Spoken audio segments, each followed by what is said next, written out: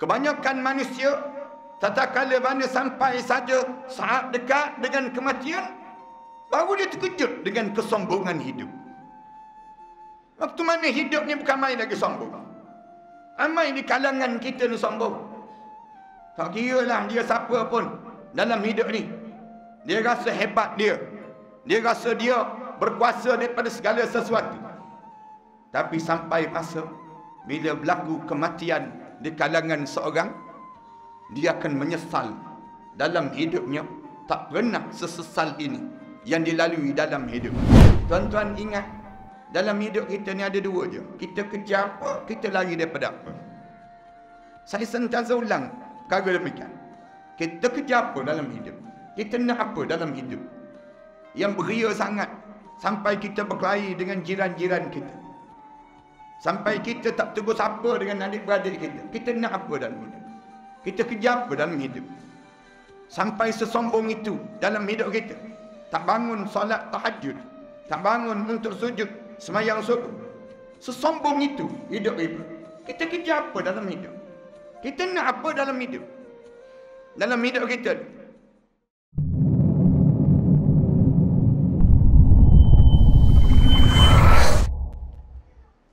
Assalamualaikum warahmatullahi ta'ala wabarakatuh.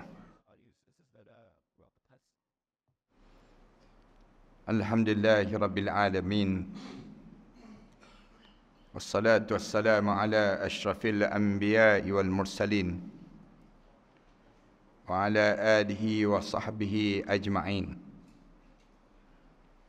Subhanaka la ilma lana illa ma 'allamtana innaka antal alimul hakim.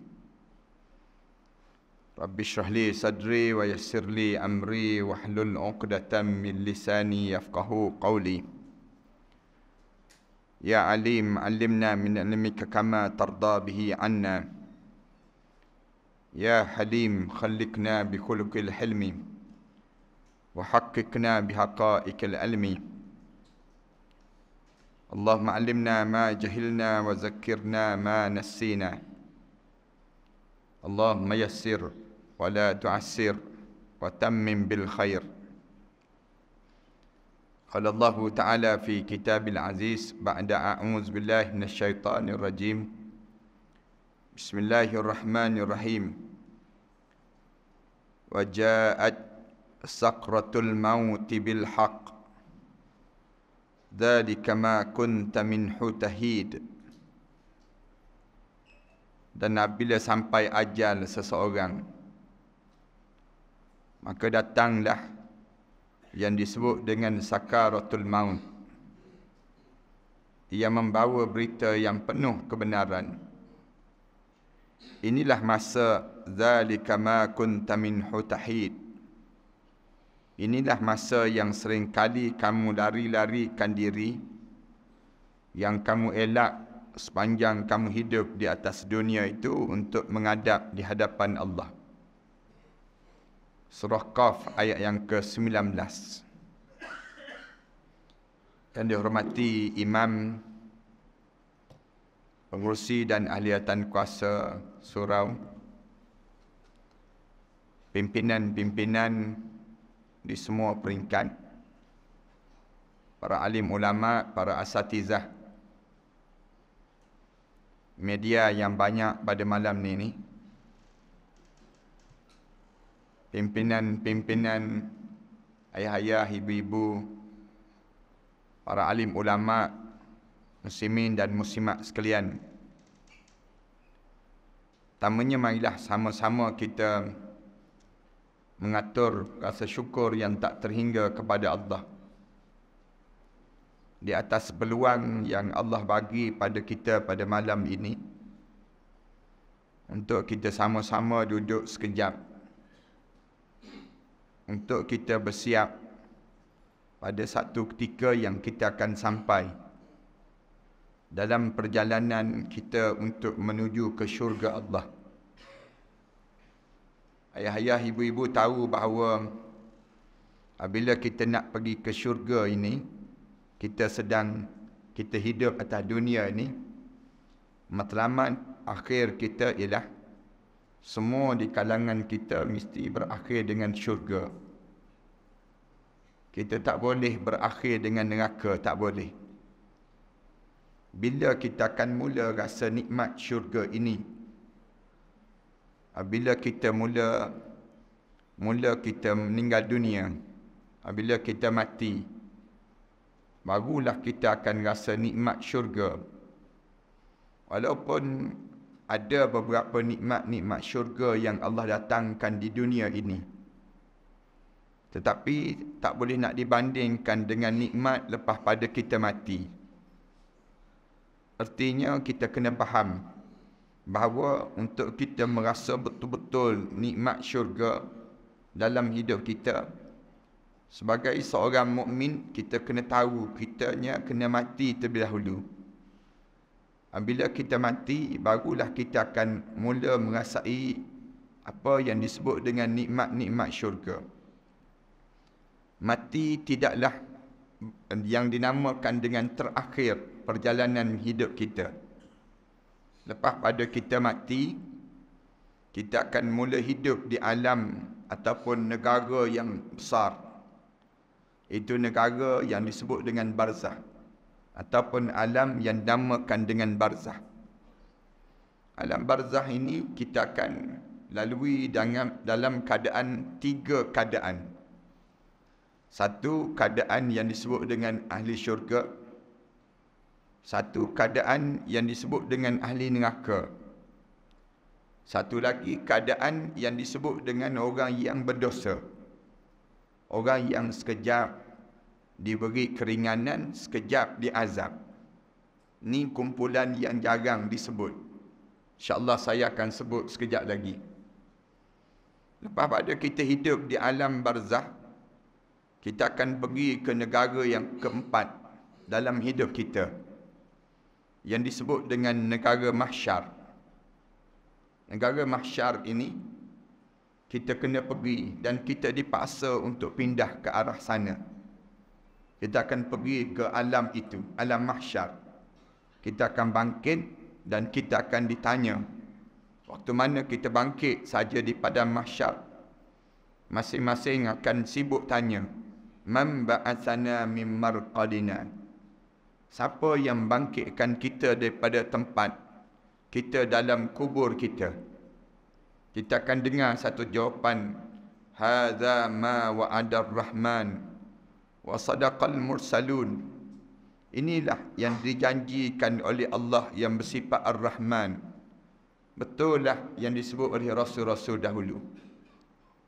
Ini dipanggil negara keempat yang kita kena pergi. Kita kena dipindahkan daripada alam dunia kepada alam barzah. Lepas pada alam barzah, kita akan dipindahkan ke negara mahsyar ataupun alam mahsyar. Kita akan bangkit balik di padang mahsyar. Lepas pada kita hidup di padang mahsyar, waktu mana hidup di padang mahsyar, kita mula dibahagi kepada 2 kelompok saja. Kita tak akan duduk dengan 3 kelompok tadi. Tapi bangun di padang mahsyar, kita akan dengar Allah mula sebut, wamtazul yawma ayyuhal mujrimun. Berpesah, wahai penjenayah-penjenayah, jangan kamu duduk sekali dengan orang yang soleh. Orang yang baik-baik dengan orang jahat, kamu kena pecah. Kita dah jadi 2 balik. Di dunia kita hidup dalam 3 kelompok. 3 kelompok di dunia ini.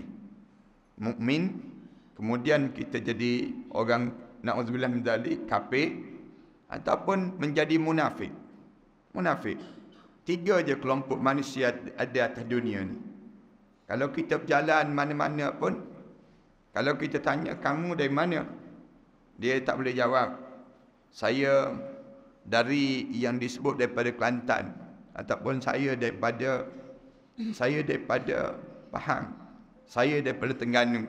Ya, boleh jawab begitulah. Untuk nak jawab sementara.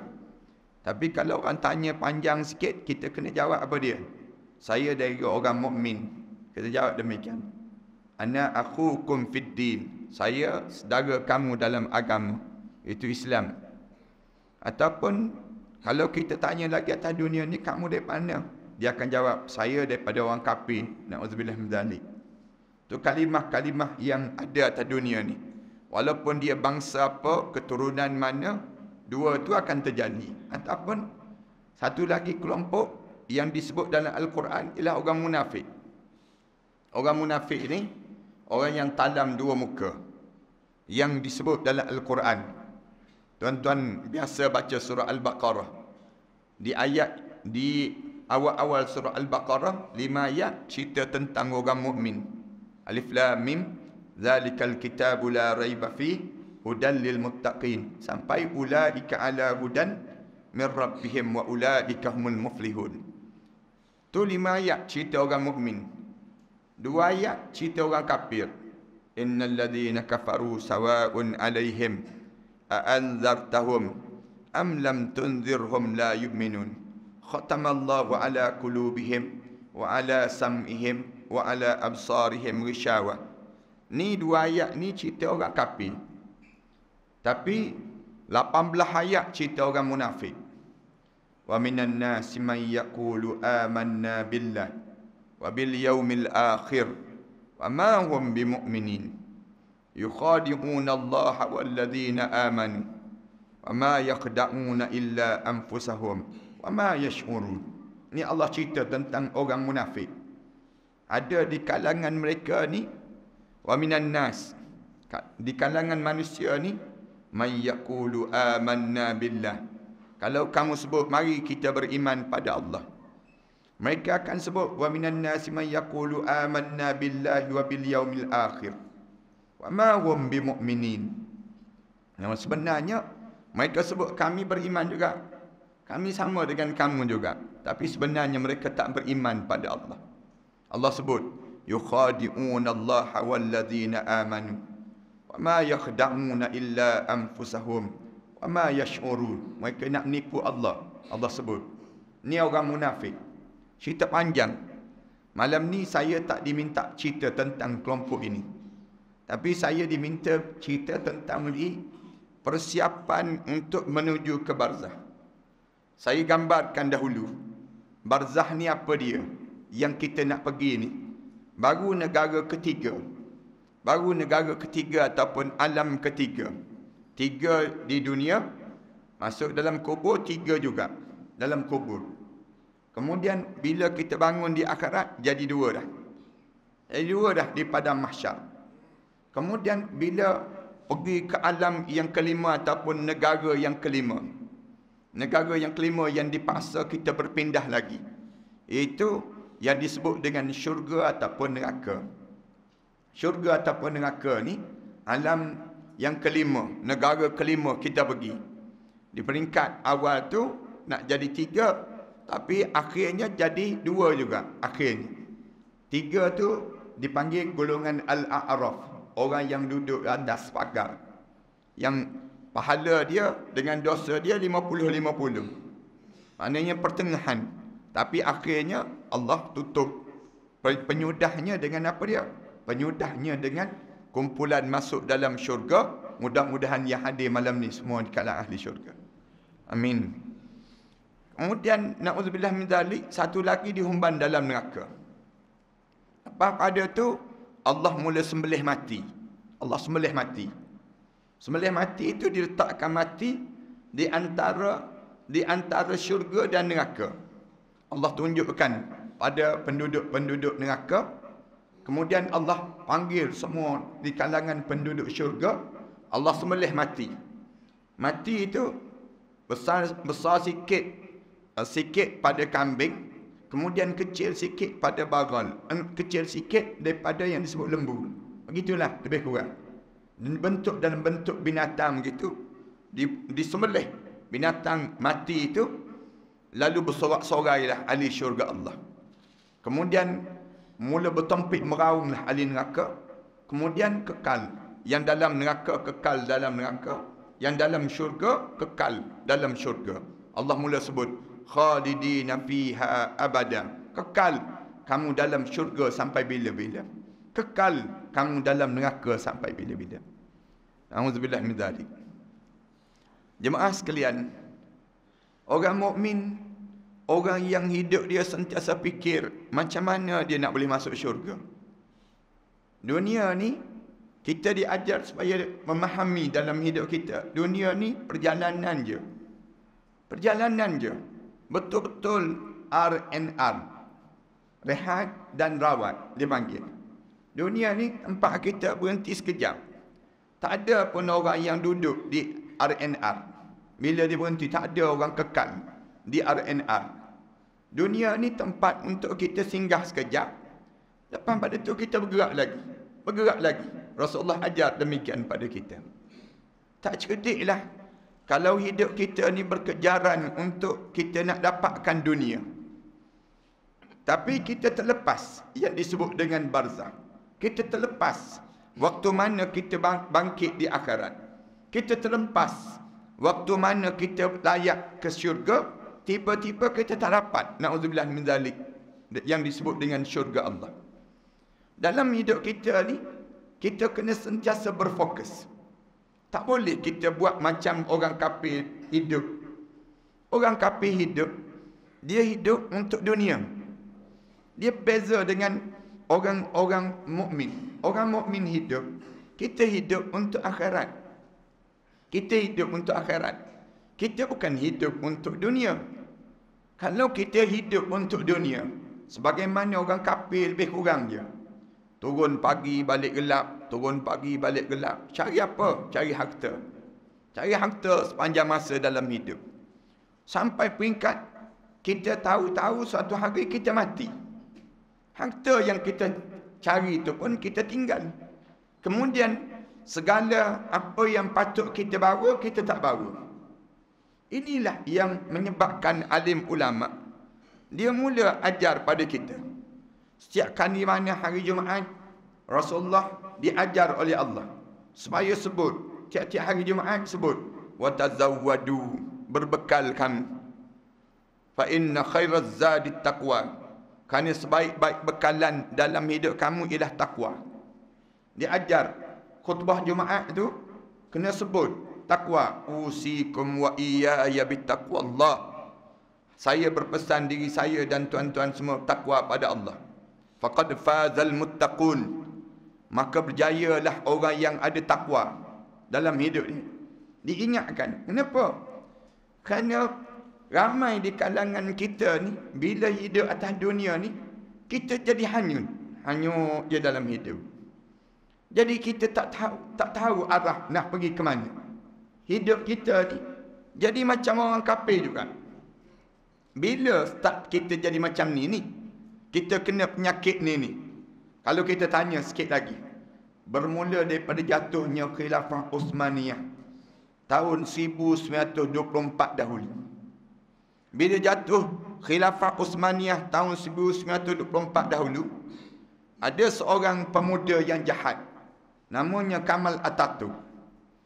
Dia telah mencetuskan satu pahaman. Pahaman apa dia? Sekularisme. Pahaman sekularisme ni memisahkan agama dan kehidupan. Dia buang pemikiran cara hidup dengan agama. Segala benda jangan terlibat dengan agama. Disebut demikian. Buang. Dalam sukan jangan ada agama. Jangan ada dosa pahala. Jangan ada syurga neraka. Kemudian dalam hiburan jangan ada dosa pahala. Jangan ada syurga neraka. Dalam sosial jangan terlibat dengan dosa pahala syurga neraka. Hiduplah macam orang lain lah. Hiburan. Kamu nak berhibur macam mana, itu selayaknya. Kamu tak payah libatkan dosa pahala syurga neraka. Ni cara Kamal Atatürk buat pada orang-orang Islam seluruh dunia. Dipisahkan. Dalam hidup ini jangan kamu melibatkan diri agama dengan kehidupan. Sedangkan Rasulullah datang dahulu. Rasulullah diajar oleh Allah. Inna ad-dina indallahil Islam. Hanya agama yang diterima di sisi Allah, yang disebut dengan cara hidup yang diterima di sisi Allah, ialah Islam. Rasulullah ajar 1300 tahun. Rasulullah bentuk dalam pemikiran sahabat. Semua kita buat berakhir dengan akhirat. Segala benda kita buat mesti berakhir dengan akhirat.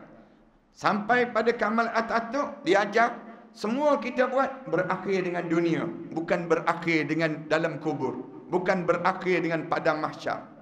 Yang ini dibentuk dalam pemikiran manusia, melekat di kalangan kita. Sampai orang kita sebut, jangan campur aduk politik dengan Islam. Jangan campur aduk kehidupan dengan Islam. Islam ni dalam surau je. Islam ni dalam masjid je. Keluar daripada surau, keluar daripada masjid, kamu tak terlibat dengan dosa pahala, syurga, neraka, kamu tak terlibat. Pandangan ini melekat sampai hari ini, 100 tahun. 100 tahun. Mereka berjaya membina dan meracuni pemikiran orang Islam. Akhirnya, negara orang-orang Islam diperintah oleh Barat. Kita tak ada lagi rasa penting untuk jaga negara. Kita akhirnya negeri kita diambil oleh orang. Kita tak rasa lagi negeri ini menjadi milik kita yang mesti ditadbir mengikut cara Rasulullah. Akhirnya kampung kita diambil orang. Kenapa? Kerana kita tak rasa lagi kita bertanggungjawab dalam kampung kita. Akhirnya isteri dan anak-anak kita diambil oleh mereka. Pemikiran anak isteri kita dikawal oleh kumpulan-kumpulan mereka. Mereka kawal dengan apa dia? Yang terkini mereka guna teknologi AI. Teknologi AI ini mereka boleh kesan macam mana perangai seseorang, peribadi seseorang. Teknologi ni, teknologi yang terbaru ni, teknologi yang masuk dalam masyarakat kita ni, di mana dia boleh tahu kita minat beli barang apa, kita suka makan makanan apa, bila dalam keluarga kita macam mana, kita boleh tunjuk bukti. Akhirnya apa yang berlaku pada Ismail Haniyah, Syahid Ismail Haniyah, mereka telah berjaya bunuh. Yang mereka berjaya untuk bom mati. Kemudian sebelum daripada ni yang berlaku di bumi Palestin, kita boleh tengok macam mana mereka sedang lakukan. Kita boleh tengok bagaimana mereka boleh lakukan kepada yang disebut dengan semua musuh-musuh Islam ni, lakukan sampai orang Islam tak boleh buat apa-apa dah dalam hidup ini. Tak mampu dalam hidup ni. Tahu-tahu mati. Tahu-tahu mati. Ramai di kalangan kita mati disebabkan ketagihan dadah. Ramai di kalangan kita mati bau-bau ni sebab virus yang mereka cipta. COVID-19. Misal contohnya, yang mereka lakukan. Ramai mana yang mati? Mereka gunakan dengan teknologi-teknologi tersebut. Mereka guna tahu tak mati. Tahu-tahu mati. Ramai di kalangan kita. Yang akhir ni kena penyakit kanser. Di kalangan kita. Penyakit-penyakit yang datang pelik-pelik. Yang tambah lagi parah, bunuh diri. Di kalangan orang Islam. Dan tidak berakhir dengan bunuh diri itu berakhir begitu saja, tidak. Tapi akan sudahnya apa dia? Masuk dalam kubur, memulakan perjalanan hidup di alam ataupun di negara yang ketiga yang disebut dengan negara barzakh ataupun alam barzakh.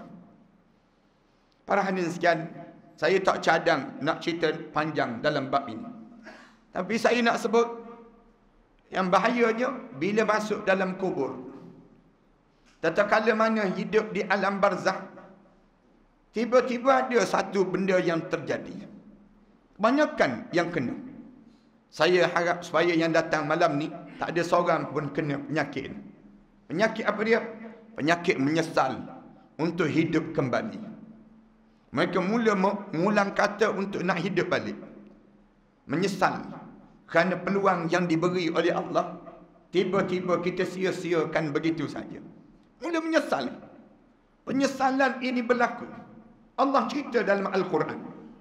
Start bila daripada kita menyesal? Kebanyakan orang Islam ni menyesal. Bermula kali yang pertama menyesal dalam hidup ini bila tengok malaikat maut mula berdiri di hadapan muka. Waktu mana tengok malaikat maut diri depan muka kita, malaikat maut mula selak saja hijab mata kita. Di waktu tersebut malaikat maut mula istihar. Wahai anak Adam, Aku cari setitik air untuk kamu telan, sudah tidak ada. Aku cari sepatah kataan yang keluar daripada mulut kamu, sudah tidak ada. Aku cari, segala-galanya sudah berakhir dalam hidup kami. Wahai roh, sila keluar daripada jasad ini. Bila sebut keluar saja daripada jasad ini, kebanyakan mulut-mulut orang Islam ni disebut. Ni bukan orang kafir sebut ni. Saya nak sebut, kebanyakan orang yang baru meninggal dunia tu, dia baru je sebut kalimah ni. Kalimah apa dia? Laula akhartani ila ajalin qarib fa asaddaqa wa akum minas salihin. Kalaulah boleh tangguh sekejap, malaikat bagi tahu pada Allah, jangan mati lagi malaikat. Saya tak bersedia untuk mati. Mereka sebut, saya tak nak mati lagi malaikat.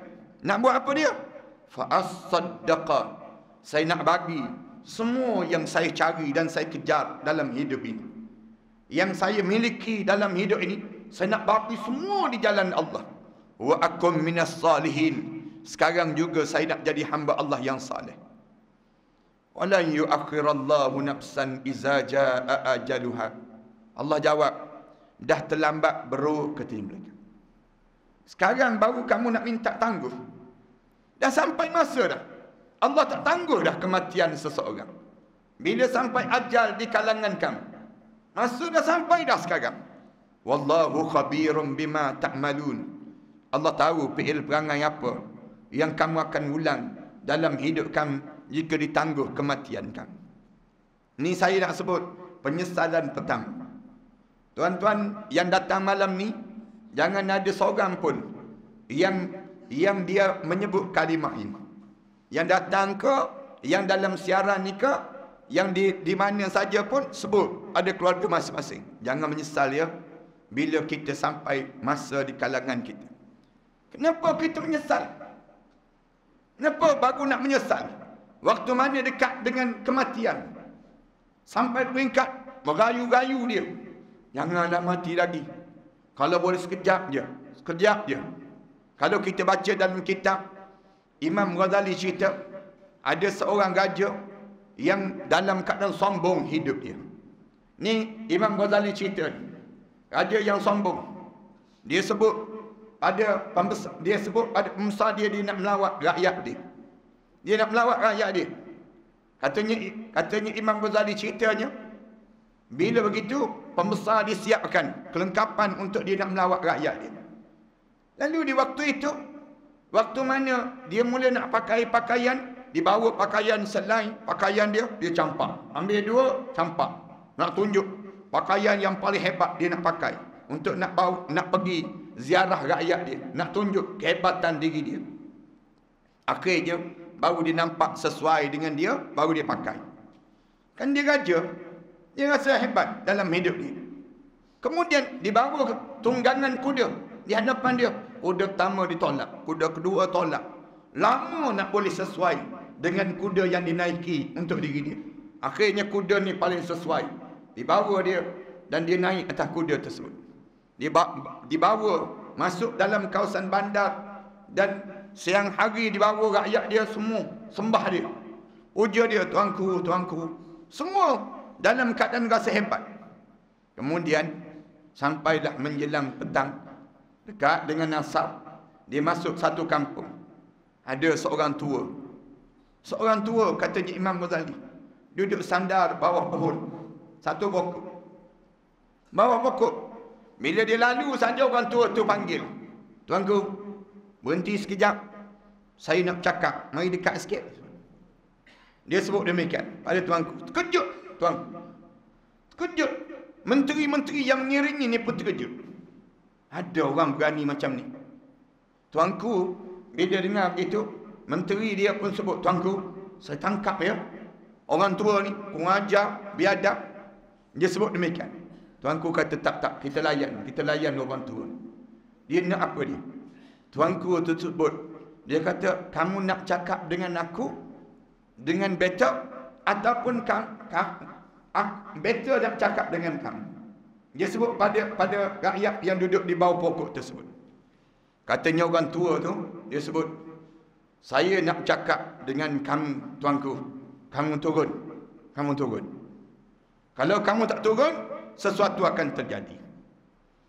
Katanya tuanku tu, dia nampak pelik sikit orang tua ni. Dia sebut pada pembantu dia. Bertenang. Aku layan. Better layan orang tua. Dia sebut. Dia turun. Dia sebut, kamu nak jumpa dengan saya ke? Saya nak jumpa dengan kamu. Dia tanya. Orang tua tu bangun. Dia kata, saya nak jumpa dengan tuanku. Tuanku datang dekat sikit. Dia pun datang. Dia ni layan dekat dengan dia. Bila dekat dengan dia saja, dia kata tundukkan telinga, tundukkan kepala. Saya nak sebut sesuatu. Raja tersebut kata, tak perlu tunduk. Saya raja. Saya pembesar di kawasan ini. Untuk apa saya tunduk? Kalau kamu tak tunduk, sesuatu yang akan terjadi. Lalu raja ni nak layan. Raja ni tunduk. Bila tunduk dia kepala, lalu orang tua tu bisik, aku malaikat maut. Dia sebut demikian. Bila sebut aku malaikat maut, tergamam raja tersebut, bingkah raja tu, tegak raja tersebut. Raja disebut, laula akhartani ila ajalin qarib. Kalau boleh tangguh sekejap kematian saya ini, jangan mati lagi. Saya ada permaisuri, saya ada anak-anak. Saya nak bagi tahu pada keluarga saya yang kematian saya sudah hampir. Malaikat maut tersebut, walan yuakhirallahu nafsan iza jaa ajaluha. Allah tak tangguh dah nyawa-nyawa orang bila sampai ajalnya. Lalu direntak nyawa raja tersebut. Di saat itu terkulai, raja tersebut jatuh tersembam. Jatuh menjadi bagaikan kayu api yang tidak ada nilai lagi saat demikian. Hilang kedudukan ini. Inilah manusia. Imam Ghazali sebut, kebanyakan manusia tatkala mana sampai saja saat dekat dengan kematian, baru dia terkejut dengan kesombongan hidup. Waktu mana hidup ni bukan main lagi sombong. Ramai di kalangan kita ni sombong. Tak kira lah dia siapa pun dalam hidup ni. Dia rasa hebat dia. Dia rasa dia berkuasa daripada segala sesuatu. Tapi sampai masa bila berlaku kematian di kalangan seorang, dia akan menyesal dalam hidupnya. Tak pernah sesesal ini yang dilalui dalam hidup. Ini kali pertama.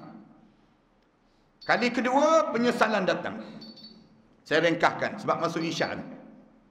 Cepat sangat isyak hari. Saya nak sebutnya, kali kedua menyesal bila?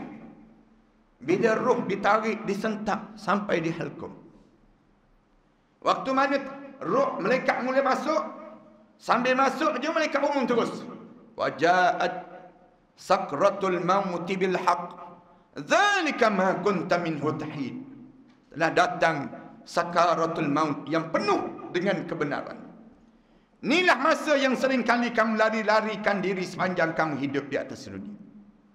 Di atas dunia ni lagi pada apa? Tuan-tuan ingat, dalam hidup kita ni ada dua je. Kita kejar apa, kita lari daripada apa. Saya sentiasa ulang perkara demikian. Kita kejar apa dalam hidup? Kita nak apa dalam hidup? Yang beria sangat sampai kita berkelahi dengan jiran-jiran kita. Sampai kita tak tegur sapa dengan adik-beradik kita. Kita nak apa dalam hidup? Kita kejar apa dalam hidup? Sampai sesombong itu dalam hidup kita. Tak bangun solat tahajud. Tak bangun untuk sujud sembahyang subuh. Sesombong itu hidup kita. Kita kejar apa dalam hidup? Kita nak apa dalam hidup? Dalam hidup kita. Yang kedua, kita lari daripada apa? Lari daripada apa? Lari daripada polis. Tahu? Polis pun sedang melarikan diri sekarang. Lagi daripada SPRM. SPRM pun sedang melarikan diri. Lagi daripada apa? Lagi daripada malaikat maut. Lagi daripada malaikat maut je. Rumah besar, kunci, banyak bertindan-tindan kunci. Kalau kita tanya, kenapa rumah besar dah, kunci sikit-sikit sudah lah. Dia jawab, supaya malaikat maut tak masuk. Cuba tanya orang jogging yang pagi-pagi tiap-tiap hari jogging. Pagi lagi, belum subuh lagi dah jogging dah. Orang tanya dia, cuba tanya dia. Abang berlari pagi-pagi, abang lari daripada apa? Berkejaran tiap-tiap pagi. Dia jawab, lari daripada malaikat maut dia sebut. Supaya malaikat maut tak cukup je nyawa dia. Cuba tanya orang-orang yang makan ubat segenggam setiap hari. Kenapa banyak sangat ubat kamu hari ini? Kenapa untuk apa? Makan ubat yang banyak begini. Dia akan jawab, agar lambat mati sikit. Supaya lambat sikit malaikat maut datang cukup nyawa kita.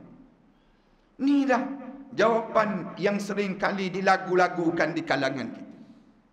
Tapi malaikat maut kata, masa yang kamu lari itu sekarang dah sampai. Tak ada orang yang boleh melarikan daripada kematian. Qul innal mauta alladhi tafirruna minhu fa innahu mulaqikum thumma turadduna ila alimil ghaibi wasyahadah fayunabbi'ukum bima kuntum ta'malun. Sebutlah wahai Muhammad, kalau ada di kalangan umat manusia ni yang hidup dia melarikan diri daripada kematian, khabarkan pada dia, fa innahu mulaqikum, malaikat maut sedang mengejar kamu untuk mendapatkan kamu. Hari-hari malaikat maut sedang melihat wajah kamu. Bersiap ke belum? Bersiap ke belum? Summa turadduna ila alimil ghaibi wasyahadah. Lepas pada dia rentak je nyawa kamu, kamu akan hidup di alam ghaib dan juga alam penyaksian. Kamu hidup balik. Kamu boleh tengok balik siapa yang datang nak mandikan jenazah kamu.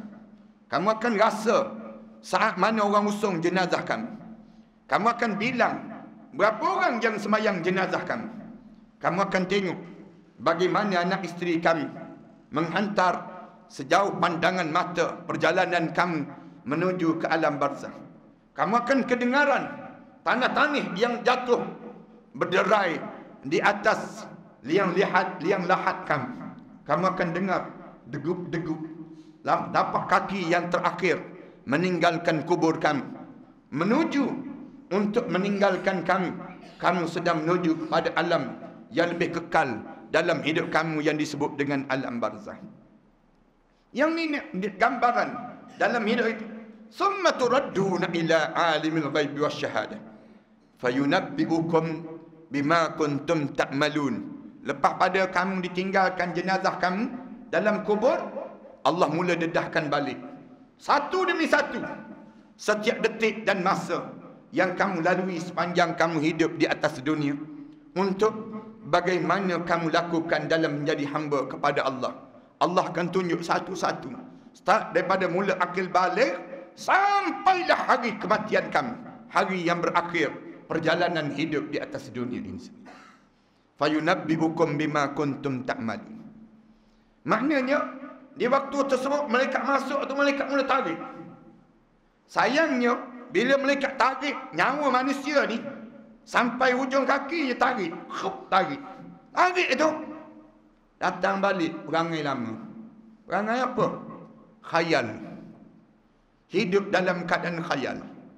Hidup dalam keadaan yang tak tahu arah. Hidup rasa mati ke tak mati, mati ke tak mati. Dalam keadaan mati tak mati itu, syaitan pula datang pujuk. Relax, tak mati. Sikit je baru di hujung kaki baru syaitan sebut. Syaitan sebut, sabar, bertenang. Tak ada apa. Syaitan sebut, tak ada apa pun, baru hujung kaki baru. Kalau kamu cepat bertaubat, nescaya roh kamu akan cepat keluar daripada jasad kamu. Kamu jangan taubat. Padahal kalau bertaubat di saat itu Allah terima lagi taubat. Taubat ni, kalau roh kita di hujung kaki, Allah terima lagi taubat kita. Roh kita sampai di lutut, Allah terima lagi. Roh kita sampai di pusat, Allah terima lagi. Tapi ketegaknya manusia ni, betapa tololnya manusia. Saya sebut ni, manusia yang jangan kita, tapi pastikan jangan keluarga kita, jangan masyarakat kita. Biar kita ni orang yang perasan, kita tahu keadaan apa yang sedang berlaku di saat tersebut. Bila sampai di pusat, tiba-tiba malaikat lepas balik. Lepas balik roh kita. Kebanyakan orang kita kena. Bila malaikat lepas, roh ni turun balik. Ni perangkap kematian. Roh ni turun balik ke bawah. Bila turun, kita perasan tu, roh sedang turun. Bila turun, sedang turun roh ni, syaitan pula sebut, aku dah kata tak mati lagi. Kamu rasa sendirilah. Kamu rasa tak sekarang? Rasa tak? Ya. Tak mati lagi, katanya syaitan. Syaitan pujuk ni. Kamu rasa sendiri? Tak mati ni? Tak mati. Tak mati, turun. Bawa kemaluan kita, tiba-tiba direntak daripada bawah. Zup, ditarik. Terus sampai ke halkum. Sampai di halkum. Bila sampai di halkum, gamam dia terkejut. Allah, Rasul. Mati tu terkeluar daripada mulut penyesalan. Tuan-tuan jangan sebut. Sekejap lagi jangan sebut kalimah ni. Dia sebut apa dia? Qala inni tubtul an. Allah rakam mulut orang yang sebegitu. Ni orang Islam ni. Mulut dia sebut apa dia?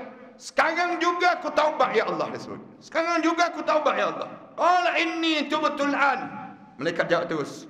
Walaisatit taubatu lil ladzina ya'maluna as-sayyi'at. Tidak dianggap taubat orang yang hidup dia biar je, hidup dia buat benda yang buruk sepanjang hidup dia. Ya'maluna as-sayyi'at. Dia menghabiskan masa dia dalam keadaan sia-sia. Dia menghabiskan tenaga dia dengan kerja yang sia-sia. Ya'maluna as-sayyi'at. Dia menghabiskan harta dia untuk kerja yang sia-sia dalam hidup dia. Ya'maluna as-sayyi'at hatta idza hadara ahadahumul maut, sehingga roh dia sampai di halqum, tiba-tiba mulut dia sebut, qala inni tubtul an. Sekarang juga saya taubat ya Allah. Sekarang juga saya taubat ya Allah. Roh ni keluar melalui mata masing-masing. Bila roh kita ni keluar daripada mata, kebanyakan mata tu memandang roh keluar. Dan Rasulullah sallallahu alaihi wasallam sebut, tutuplah mata yang terbuka di waktu mana dia melihat roh dia keluar daripada jasad dia. Sunat hukum dia. Orang kita bila tutup, tiba-tiba terbuka. Tutup, terbuka juga. Dia pun ambil duit 50 sen, dia letak dia.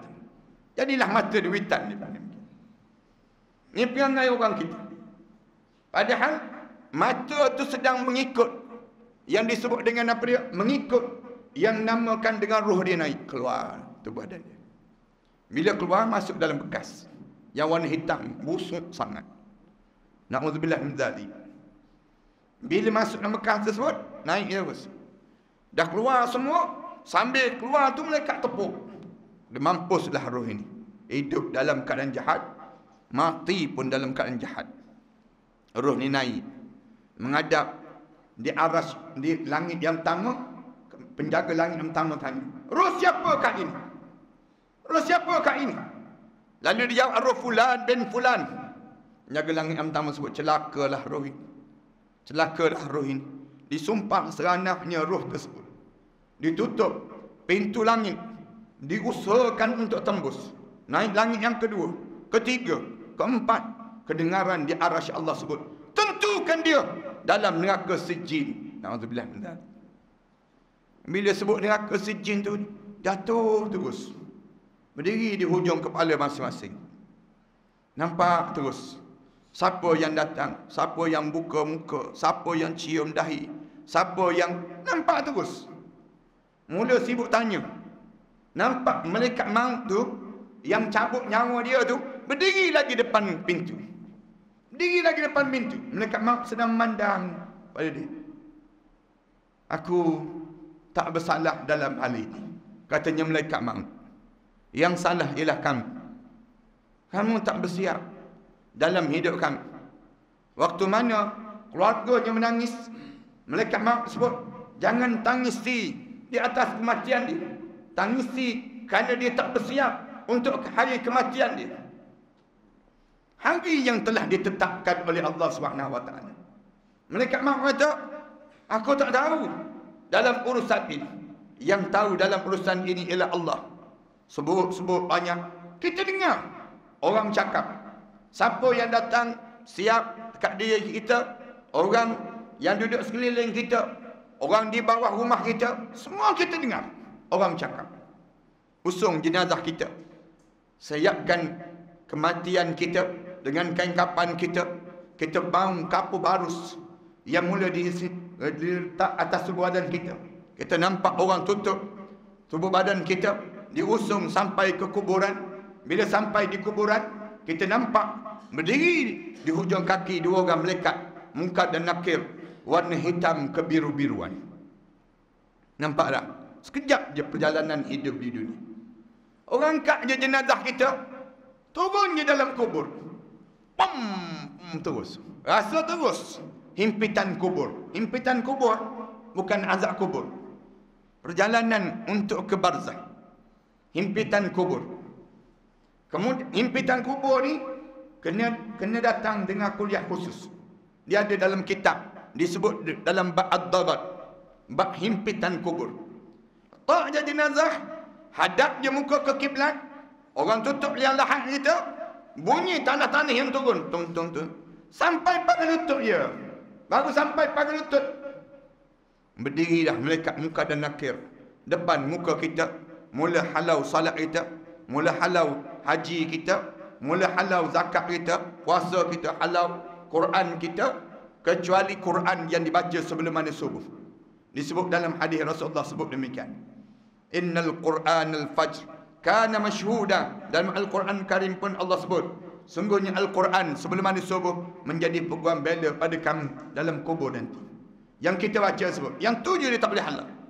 Tiba-tiba waktu mana dia sedang halau tersebut, keluar kali yang ketiga, mulut penyesalan. Mulut penyesalan kebanyakan di kalangan manusia. Tuan-tuan jangan sebut. Dia sebut apa dia? Qala rabbi irji'un. Malaikat, tolonglah bagi tahu pada Allah, aku nak hidup balik. Aku nak hidup balik. Kenapa nak hidup balik? La'alli a'malu salihan fi ma tarak. Kalau aku boleh hidup balik, aku nak buat balik amalan soleh yang aku tertinggal waktu mana aku hidup sebelum daripada ini. Malaikat tengking dia. Kalla, jangan harap kamu boleh hidup balik. Innaha kalimatun huwa qailuha. Mulut je sebut kata nak hidup, nak hidup. Wa min waraihim barzakhun ila yaumi yub'asun. Sedangkan di belakang kamu akan melalui barzakh sampailah kamu dibangkitkan balik di hari kebangkitan nanti. Jemaah sekalian, amalan apa yang tertinggal ni? Sampai begitu sekali. Beria meraung, malaikat tolonglah, malaikat tolonglah. Amalan ni saya nak sebut sikit. Yang pertama, amalan hati. Amalan hati. Hati kita ni kita tak jaga. Sama-sama kita. Ramai di kalangan kita ni tertinggal amalan hati. Amalan hati apa dia? Buruk sangka dengan orang. Amalan hati penuh dengan dendam saat mana menghadap di hadapan Allah. Amalan hati apa dia? Dalam dada kita was-was terhadap Islam. Was-was terhadap Islam. Padahal Allah dah pesan dah, janganlah ragu-ragu dengan Islam. Inna ad-dina indallahil Islam. Hanya yang agama yang terima oleh Allah ialah Islam. Tapi oleh kerana jahatnya Kamal Atatürk tahun 1924 dahulu, dia ajar hidup ni tak semua dengan agama. Hidup ni agama dalam masjid je. Agama ni dalam surau je. Dalam kehidupan tak perlu dengan agama. Dia ajar demikian. Kita pun terpengaruh dengan pahaman dia. Ramai orang kita ni terpengaruh. Sampai peringkat orang kita ni amalan dalam hati dia, dia campur. Islam sikit, nasionalis sikit. Islam sikit, liberalis sikit. Islam sikit, sekularis sikit. Dia campur. Padahal bila sebut Islam, udkhulu fis-silmi kaffah. Masuk Islam semua sekali. Jangan ambil separuh-separuh. Allah dia tak nak dalam hidup kita ni campur aduk, tak nak. Islam ni bila sebut Islam, ni je agama yang boleh menyelamatkan kamu dalam kubur nanti. Dalam agama lain selain Islam tak boleh tolong kita. Sekular tak boleh tolong kita. Nationalist tak boleh tolong kita. Liberalis tak boleh tolong kita. Komunis lagi tak boleh tolong kita. Orang kita ni, orang kafir kan, dia buat macam-macam cara. Dia nak rosakkan kita. Terakhir ni datang dengan kapal-kapal perang pula. Kita dengar cerita. Datang macam-macam cara.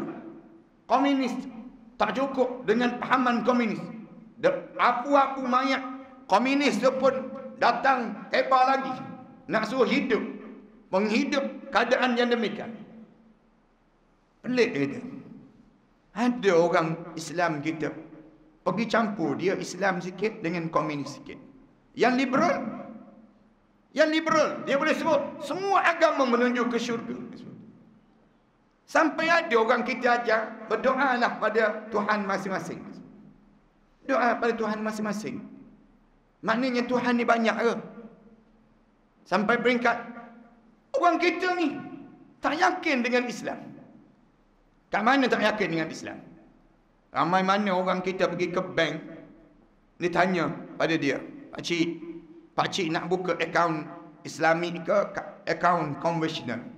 Dia tanya balik pegawai bank tersebut, mana yang untung? Dia tanya. Mana yang untung? Pegawai bank tu dah bagi tahu dah, ni cara konvensional, ni cara Islami. Pakcik nak pilih mana? Dia tanya lagi mana yang untung. Orang kita kan jelas-jelas, ni tok guru, ni tok haru. Ada dua. Satu tok guru, satu lagi tok haru dia panggil. Dia boleh pilih tok haru dibandingkan dengan tok guru. Pening kepala. Orang ni jelas-jelas dah belajar tafsir, belajar hadis, belajar semua. Dan boleh mengajar, boleh sebut tentang hukum hakam. Semua jelas. Cara hidup dia pun cara hidup Islam jelas. Yang ni haru biru hidup. Pilih yang ni lagi orang kita. Ni tak faham lagi, tak tahu ni. Nak sebutnya gambaran bagaimana bingungnya hidup, tak yakin. Amalan hati. Amalan hati ni ramai mana orang kita jadi berbolak-balik hati dia dengan Islam. Sampai Rasulullah pesan, baca doa ni jangan tinggal. Doa yang saya ulang banyak kali di mana-mana pun. Baru ni di surau, baru ni pun saya sebut. Doa ni jangan berhenti baca. Doa apa dia? Ya muqallibal qulub, sabbit qulubana ala dinika wa ala ta'atika subhanaka inna kunna minaz zalimin. Wahai Tuhan yang membalik-balikkan hati, tolonglah tetapkan hati saya ni, ya Allah. Ala dinika, dalam saya mentaati agama kamu. Wa ala ta'atika, dengan agama kamu. Dan saya sentiasa dengan mentaati perintah kamu, ya Allah. Subhanaka inni kuntu minaz zalimin. Maha suci kamu, ya Allah. Saya sentiasa buat zalim pada diri saya sendiri, ya Allah. Ayah-ayah, ibu-ibu, saya nak sebut antara perkara yang paling susah di akhir zaman ini bukan susahnya cari harta. Tapi perkara yang paling susah di akhir zaman ini ialah istiqamah dengan agama. Istiqamah dengan agama ni benda yang paling susah dalam hidup.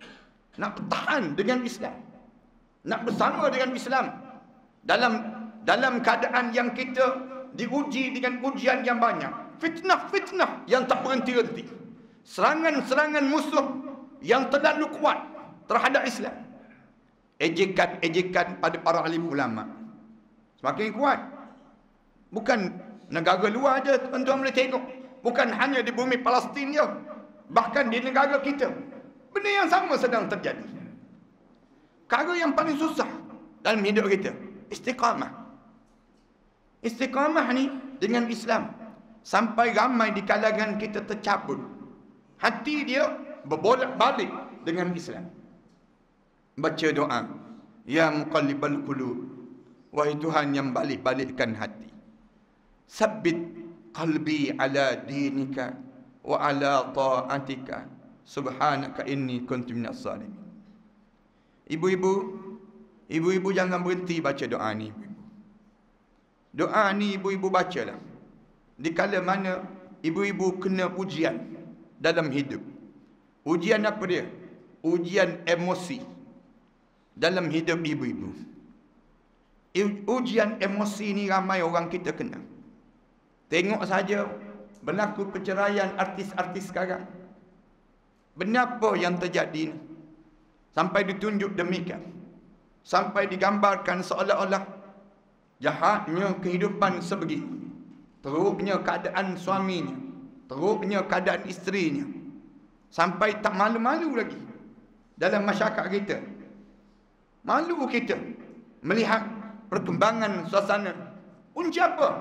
Punca emosi yang tak stabil. Emosi ni apa dia? Hawa nafsu. Hawa nafsu. Hawa nafsu tu pelik sangat, hawa nafsu ni yang mengganggu dalam perjalanan hidup kita. Sekarang ramai mana anak-anak kita kena penyakit anxiety. Anxiety bukan anak-anak kita je, bukan anak-anak muda je, anak tua pun kena juga. Nak sebutnya anxiety, istilah yang baru. Padahal benda tu dah berlaku zaman Rasulullah sallallahu alaihi wasallam. Ujian dalam hidup ini. Ujian kepada hati yang berbolak-balik tadi, lalu dibaca dengan ayat-ayat sebegini. Ya muqallibal qulub, tsabbit qalbi ala dinika wa ala ta'atika, subhanaka inni kuntu minaz zalimin. Bertahan dengan Islam.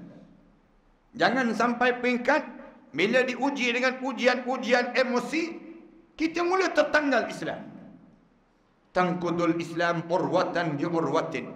Rasulullah sebut tertanggal Islam daripada jasad seorang sejengkal demi sejengkal.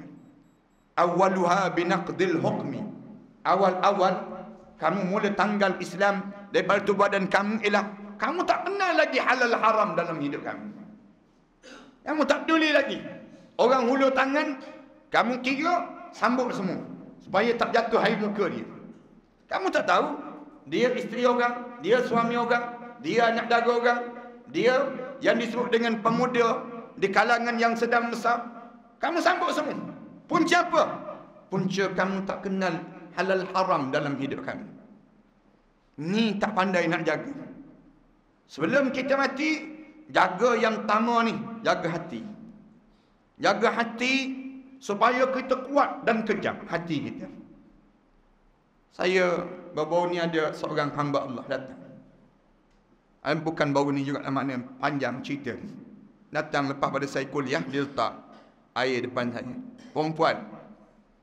Saya tanya kenapa? Saya harap Ustaz baca doa untuk air ini. Doa ni untuk siapa, saya tanya. Doa untuk ayah saya, Ustaz. Kenapa dengan ayah? Saya tanya, kenapa dengan ayah? Ayah saya tak solat, Ustaz. Ayah saya tak solat. Berapa umur dia? Saya tanya dia, berapa umur dia? 78 tahun, Ustaz. 78 tahun tak solat? Tak, Ustaz, baru dia tak solat. Start daripada umur dia 70 tahun dia berhenti solat. Dah 8 tahun dia tak solat. Saya tanya dia, ayah, datin kerja apa sebelum daripada ni? Ayah kerja apa sampai begini sekali tak solat? Saya segan nak bagi tahu, Ustaz. Kerja apa? Dulu dia imam masjid, Ustaz. Tapi bila dia pencen jadi imam, dia pencen dengan solat-solat sekali. Manusia berbalik hati. Hari ni ayah-ayah boleh datang ke surau, ke masjid. Besok lusa tak tentu lagi. Berbolah hati. Hari ni kita boleh elok suami isteri. Tapi besok lusa dia akan ada goyangan, goncangan dalam rumah tangga. Syaitan yang tak pernah berhenti dalam merosakkan hubungan kekeluargaan mukmin. Yang menyebabkan Islam ajar jaga hati, jaga hati. Jangan dirosakkan hati ni. Bila kamu rosak hati kamu rosak je hati kamu, seluruh anggota badan kamu akan jadi rosak. Akhirnya elok-elok kamu boleh masuk syurga, kamu dihumban ke dalam neraka. Kalah disebabkan kamu tak boleh nak jaga yang disebut dengan hati pada diri kita sampai kita mati. Biar berakhir hati kita memaksa diri kita sebut la ilaha illallah Muhammadur Rasulullah. Lalu kita matilah. Di saat itu barulah kita benar-benar menjadi yang disebut dalam Al-Quran, wala tamutunna illa wa antum muslimun. Yang pertama. Yang kedua, dalam hidup kita, tolong jaga tenaga. Tenaga yang Allah bagi dalam hidup kita. Sisa-sisa umur hidup ini mesti digunakan sepenuhnya untuk mentaati perintah Allah. Tenaga dalam hidup kita, jangan disia-siakan tenaga. Tenaga ataupun sisa umur, baki umur yang ada. Janganlah kita habiskan masa kita dengan kerja yang sia-sia. Masa kita yang ada ni, ambil masa peluang untuk apa dia? Taubat pada Allah. Hari-hari taubat. Yang kedua, dalam masa yang sama pada diri kita, tingkatkan lagi ibadah kita pada Allah. Usaha dalam hidup kita. Untuk apa dia? Solat kita lebih khusyuk daripada sebelum daripada ini. Mesti kita kena usaha. Jadikan solat kita, usaha dengan seluruh tumpuan tenaga kita, menjadikan solat yang paling berjaya. Berapa kali dalam hidup kita ini, sepanjang kita hidup ini, kita berdiri sembahyang, mengeletak tu badan kita, mendengar ayat-ayat yang dibaca oleh imam. Berapa kali dalam hidup kita, sepanjang kita hidup ini, kita rukuk, menitik air mata kita, gugur, berderayan, jatuh di atas sejadah-sejadah. Waktu mana kita sedang berperang. Berapa kali dalam hidup kita, kita sujud, kita basah tempat sujud kita, menangis teresak-esak dalam hidup kita. Berapa kali? Berapa kali tangan kita semakin lama berdoa, semakin terangkat. Semakin lama berdoa, semakin terangkat. Sehingga kan kita benar-benar mengharap kepada Allah. Berapa kali dalam hidup kita, kita banyak habiskan tenaga kita untuk dunia. Kita sanggup berhempas pulas. Mata kita bersengkang untuk menghabiskan cerita-cerita, melayani filem-filem, melayani yang disebut dengan borak-borak kosong, melayani dengar cerita-cerita orang. Sampai air mata kita keluar, kita habiskan untuk filem-filem Korea, filem-filem Hindustan. Kita tak mengalir air mata kerana takut kepada Allah Subhanahu Wa Taala. Bahaya. Tenaga kita bukan untuk begitu. Tenaga ini mesti dikerahkan untuk yang disebut dengan mentaati perintah Allah. Apa dia yang kita kena jaga sangat? Tenaga kita, sembahyang. Sembahyang. Kena jaga sangat. Gunakanlah baki umur kita yang kita ada ni untuk kita jaga solat. Solat. Kemudian apa dia lagi? Guna tenaga untuk baca Quran. Baca Quran. Banyakkan masa kita dengan Al-Quran.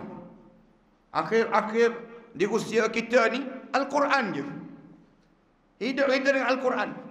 Ibu-ibu, ayah-ayah, jangan tinggal dah Quran tu. Berjalan tu dengan Al-Quran. Dalam beg-beg ibu-ibu, mesti ada Al-Quran. Dalam poket ayah-ayah, mesti ada Al-Quran. Dalam beg kita ni, mesti berjalan dengan Al-Quran. Walaupun kita tak boleh baca, tolong bawa Quran. Tak akan rugi orang yang hidup dengan Al-Quran. Tak akan rugi. Kalau mana kita bawa Al-Quran, malaikat turut serta dengan kita. Mereka akan bersama dengan kita. Cahaya daripada Al-Quran tu kita tumpang sama. Lebih-lebih lagi lah kalau kita dapat baca Al-Quran. Ni satu nikmat yang paling indah. Lebih lazat daripada hidangan yang tersedia. Hidangan Al-Quran ni ma'dabatullah. Ma'dabatullah. Hidangan yang datang daripada Allah kepada kita. Kalau kita makan 3 kali sehari, kenapa kita tak boleh baca Al-Quran 3 kali sehari? Makan untuk jasad yang akan hancur. Baca Quran untuk roh yang akan terus hidup. Rugilah kalau kita tak guna tenaga kita untuk Al-Quran. Gunalah masa kita baki ada lagi ni. Mata kita boleh nampak lagi ni. Jalan hidup kita masih lagi lurus ini. Dengan Al-Quran. Ini bekalan kita. Tenaga yang kita gunakan. Aku mesti khatam Al-Quran. 3 hari sekali. 3 hari sekali khatam Quran. Menunjukkan kita mengerahkan seluruh tenaga kita dengan Allah dalam hidup. Lalu kita menjadi ahlul Quran, ahlullah. Ahlul Quran, ahlullah. Ni tenaga kita guna. Guna untuk apa lagi? Dalam hidup kita. Guna untuk kita zikir dan selawat. Zikir dan selawat. Dalam hidup kita, kerahkan tenaga kita. Jangan kita tidur selagi mana kita tak habis zikir kita dengan Allah. Setiap hari, disiplinkan diri kita. Bekalan diri kita. Orang tanya, kenapa banyak zikir? Saya sedang memperkenalkan diri saya pada Allah. Cara kita nak perkenalkan diri kita pada Allah, kita kena banyak zikir.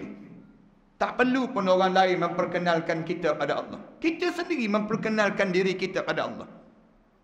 Kan kita ni kan, kalau ada orang perkenalkan kita pada tuanku. Tuanku, ni hamba Allah ni, nama dia sekian. Dia begini. Tuanku tolonglah dia, bantulah dia. Kalau orang sebut demikian, kita bangga. Alhamdulillah ada orang perkenalkan kita dengan tuanku. Itu dunia. Kalau ada orang boleh perkenalkan kita pada Allah, jauh lebih baik kita bangga. Macam mana kita nak suruh? Tak payah orang lah perkenalkan kita pada Allah. Kita sendiri zikir. Zikir. Allah sebut, fazkuruni azkurkum. Kamu zikirlah padaku, aku akan kenang nama kamu sebanyak mungkin. Zikir. Zikir ni mulut kita sebut subhanallah walhamdulillah wallahu akbar. Subuhun kudus Rabbuna wa rabbul malaikat war. Ataupun bibir kita sebut astaghfirullahalazim, astaghfirullahalazim, astaghfirullahalazim. Jangan berhenti zikir. Zikir tu astaghfirullahalazim sampai mengalir mata. Sampai gugur air mata kita. Banyaknya dosa aku ya Allah. Ini dipanggil zikir. Menyediakan diri kita untuk kita dikenali di sisi Allah. Kemudian selawat pada Nabi Muhammad sallallahu alaihi wasallam. Selang-seli ya dalam hidup kita ni. Kalau kita habis zikir, selawat.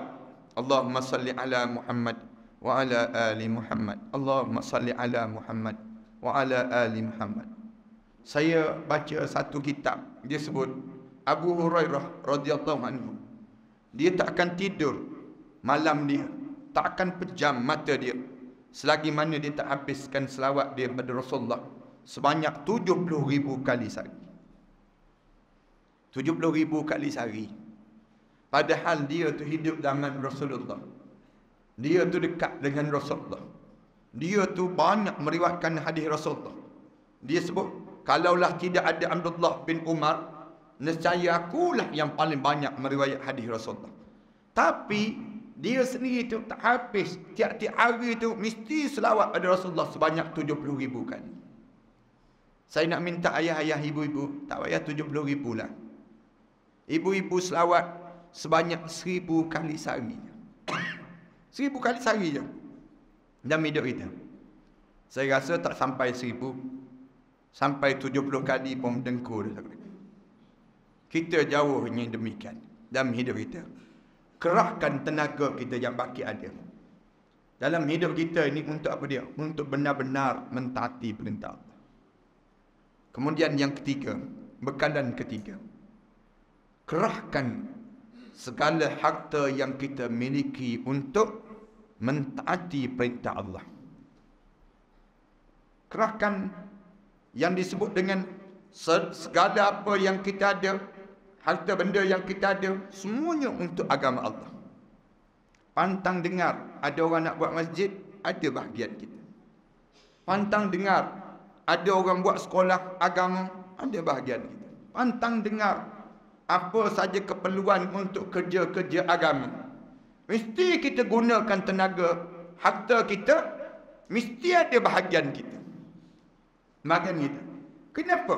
Bahagian itu sebenarnya kita telah hantar ke akhirat. Kita hantar awal. Kita siapkan makanan-makanan. Pagi Jumaat, kisah doktor. Pagi Jumaat, kita sediakan makanan. Pagi Jumaat. Lepas mayang subuh, zaman-zaman dahulu orang ajak pergi ke rumah dia, berebut rumah-rumah. Sekarang tak. Sekarang orang tak sempat. Lepas mayang subuh, bawa datang ke surau. Sediakan makanan. Hari ni, pagi ni, saya yang sediakan makanan. Berebut di kalangan kita. Orang nak peduli apa dengan orang nak tukar ke waktu hari Jumaat, nak jadi hari cuti, kemudian tukar kepada hari yang lain dan sebagainya, itu peduli. Tak usah pedulilah dia.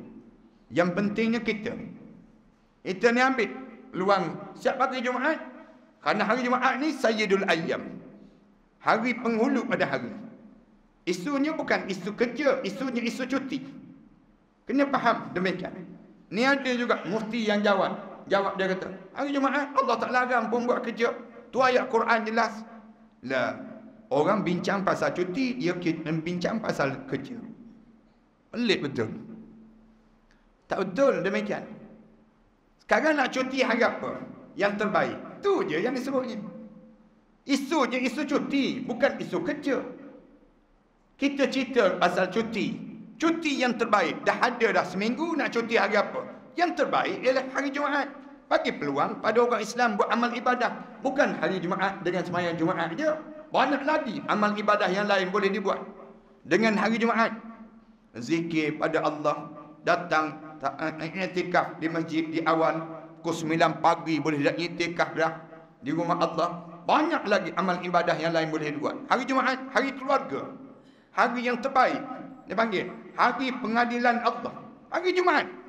Bukannya isu tentang kerja. Kalau begitu lepas pada ni, raya pun tak payah cuti lah. Raya pun tak payah cuti. Kerja juga hari raya. Ada Allah larang hari raya nak suruh kita kerja? Tak. Boleh je. Bukan isu kerja. Isu sekarang isu nak pilih cuti. Lepas pada ni, hari merdeka pun tak payah cuti lah. Hari-hari yang lain tak payah cuti. Kerja je. Hidup ni nak kerja je. Senang cerita. Tak fikir langsung terhadap akhirat Allah dalam hidup ini. Siap capar di kalangan kita ni. Macam-macam gaya. Ia timbul perkara-perkara demikian di kalangan masyarakat kita ni sendiri. Nak kena faham benda demikian. Cakap banyak kan kita pula kena tak nak.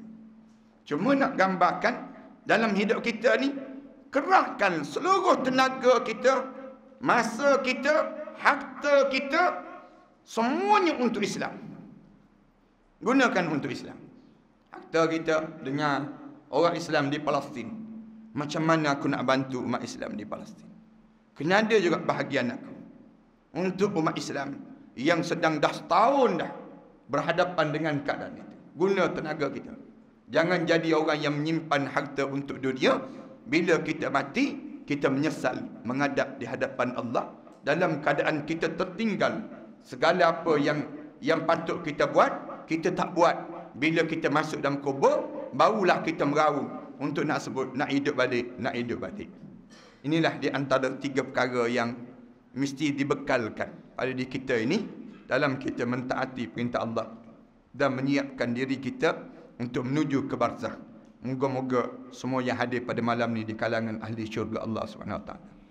Allah jadikan kita orang yang terpilih dan Allah sedarkan jalan hidup kita sama dengan ayat yang kita sentiasa baca, ihdinas siratal mustaqim. Ya Allah, bimbingkanlah aku ke jalan yang lurus ya Allah. Kita harap sangat kita hidup ini sentiasa dibimbing, dibentuk oleh Allah sesuai dengan doa-doa kita yang kita minta dengan Allah.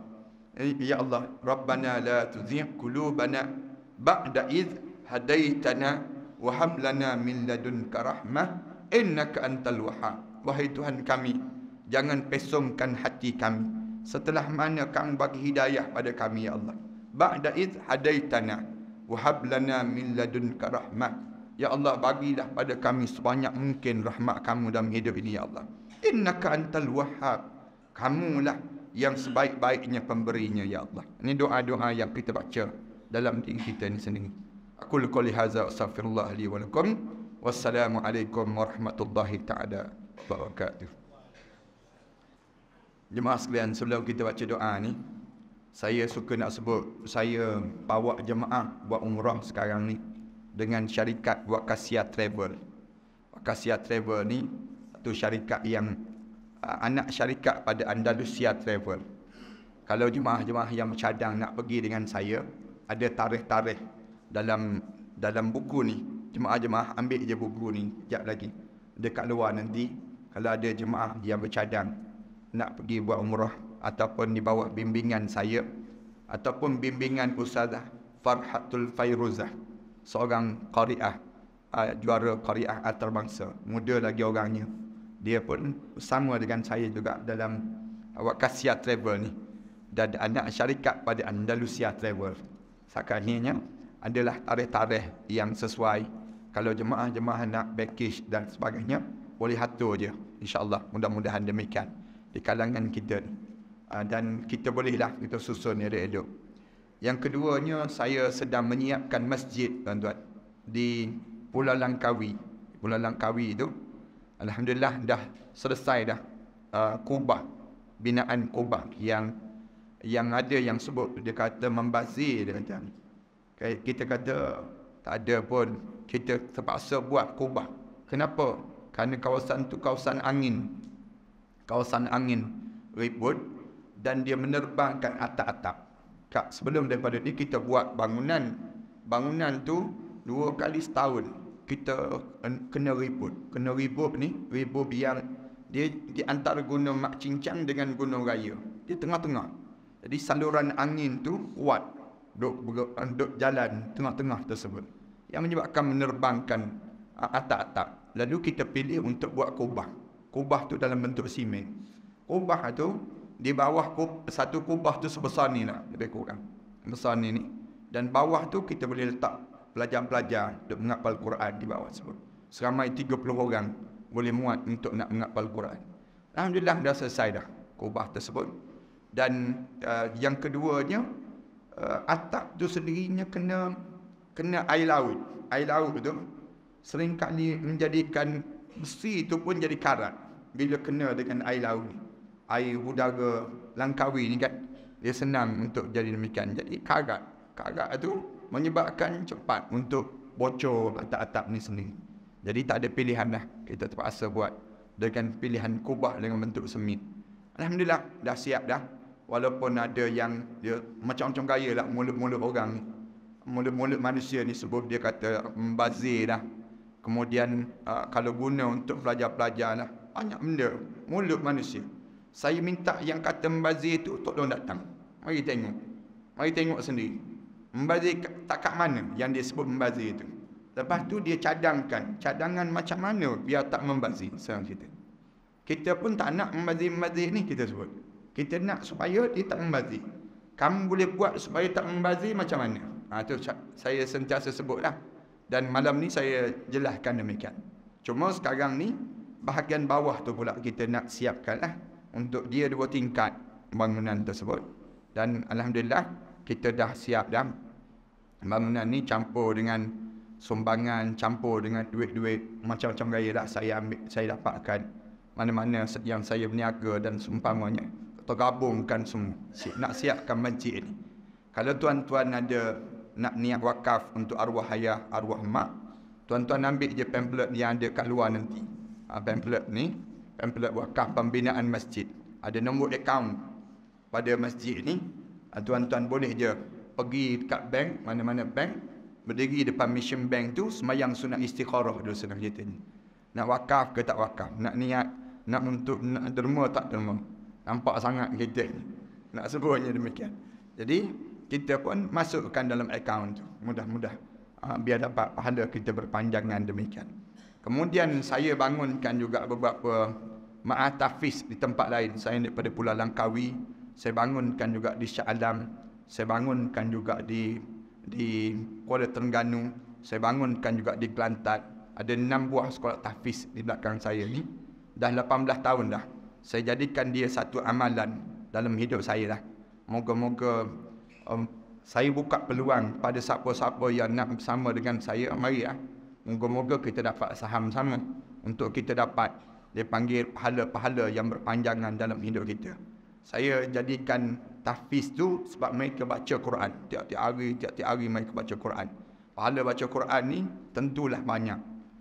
Saya tak cadanglah nak cerita banyak mana dah rezeki yang patut saya makan seorang-seorang. Saya tak gunakan untuk diri saya, tapi saya gunakan untuk kerja-kerja yang sebegini. Dan saya tak cadang nak dedahkan benda demikian. Tapi nak sebutnya bahawa kita habiskan masa kita, tenaga kita untuk kerja-kerja agama sendiri. Dan harta benda kita pun kita guna untuk agama. Kemudahan-kemudahan yang Allah bagi pada diri kita ni, kita gunakan untuk kerja-kerja agama. Saya harap supaya ia menjadi satu kekuatan pada kita di akhirat nanti. Allah yarham Ustaz Harun Din, Dr. Harun Din. Banyak mana dia buat masjid, 5 buah masjid yang dibangunkan. Kemudian dah siap dah masjid tersebut, dia sendiri tak dijemput hari perasmian masjid tersebut. Kemudian dia nak mengajar dalam masjid tu pun tak boleh. Tapi dia senyum je, dia kata, saya bukan buat untuk di sini, saya buat untuk di sana. Ini cara tutup guru kita, dia ajar demikian. Dan saya pun belajar begitulah. Ada orang tanya, bukan kerja ustaz nak buat masjid, disebutkan. Bukan kerja ustaz nak bangunkan sekolah. Kita tanya balik, habis kerja siapa? Kalau tidak kerja saya. Saya tanya balik, kerja kamu ke? Kerja siapa? Kerja setiap orang Islam, membangunkan kerja-kerja agama. Ini peranan kita. Orang yang tak rasa tertanggungjawab dia tu dia. Tapi kita rasa ni tanggungjawab yang perlu kita jawab depan Allah SWT nanti. Amin. Saya karang kitab-kitab, tuan-tuan. Saya karang kitab, antaranya kitab ni. Saya kumpulkan doa-doa dalam Al-Quran. Ud'uni. Kamu semua berdoalah pada aku. Saya ambil daripada surah An-Nahl, misalnya contohnya. Surah yang ke-16. Dalam tu ada doa. Doa memohon agar Allah menganugerahkan kesabaran dalam menghadapi ujian. Ini disusun balik. Disusun. Mengikut surah.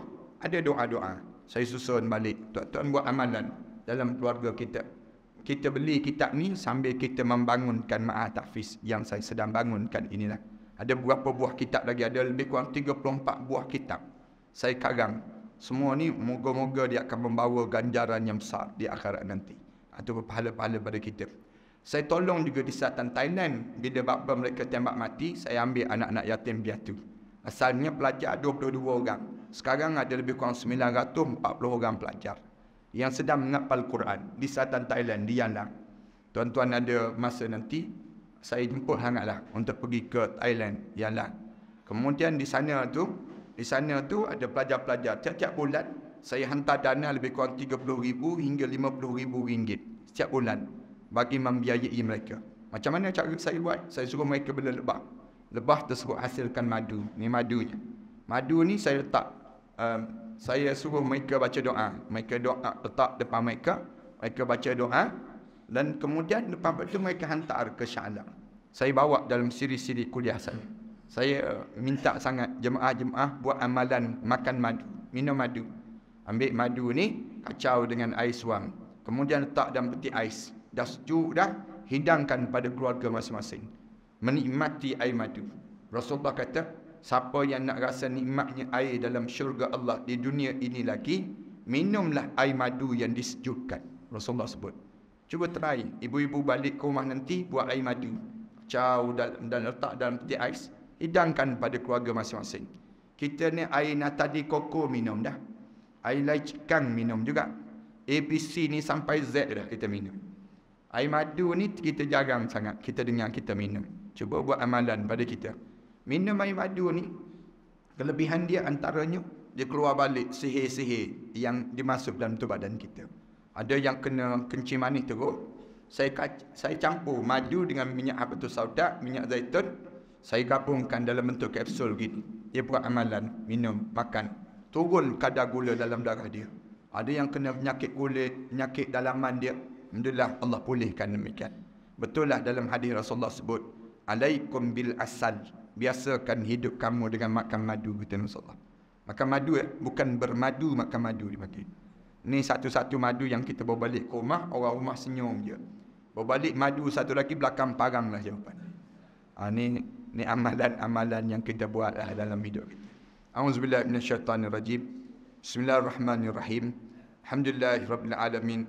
Wassalatu wassalamu ala ashrafil anbiya wal mursalin wa ala alihi wa sahbihi ajma'in. Allahumma ashrah lana sudurana wa hassin akhlaqana wa yassir lana umurana. Allahumma inna na'udzu bika min ilmin la yanfa' wa min qalbin la yakhsha wa min nafsin la tashba' wa min du'ain la yusma'. Rabbana 'alaika tawakkalna wa ilaika anabna wa ilaikal masir. Rabbana ij'alna muqimas salah wa min dhurriyyatina Rabbana wa taqabbal du'a. Rabbana hab lana min azwajina wa dhurriyyatina qurrata a'yun waj'alna lil muttaqina imama. Rabbana atina fid dunya hasanah wa fil akhirati hasanah wa qina adzaban nar. Sallallahu ala Muhammad wa ala alihi wa sahbihi wa sallam. Alhamdulillahi rabbil alamin.